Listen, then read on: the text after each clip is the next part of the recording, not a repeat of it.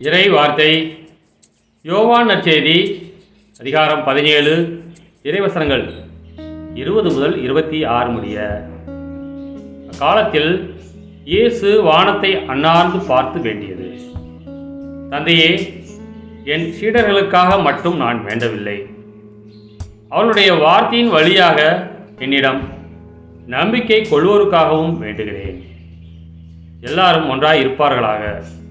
தந்தையே, நீர் என்னுள்ளும் நான் உம்முள்ளும் இருப்பது போல் அவர்களும் ஒன்றாய் இருப்பார்களாக.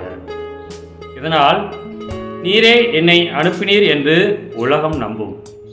நாம் ஒன்றாய் இருப்பது போல் அவர்களும் ஒன்றாய் இருக்குமாறு நீர் எனக்கு அருளிய மாட்சியை நான் அவர்களுக்கு அளித்தேன்.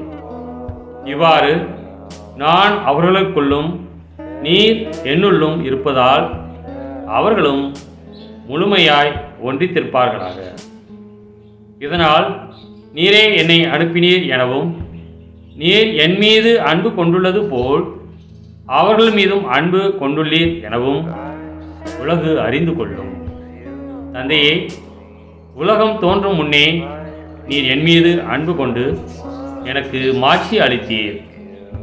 நீர் என்னிடம் ஒப்படைத்தவர்கள் என் மாட்சியை காணுமாறு அவர்களும் நான் இருக்கும் இடத்திலேயே என்னோடு இருக்க வேண்டும் என விரும்புகிறேன். நீதியுள்ள தந்தையே, உலகு உம்மை அறியவில்லை, ஆனால் நான் உம்மை அறிந்துள்ளேன்.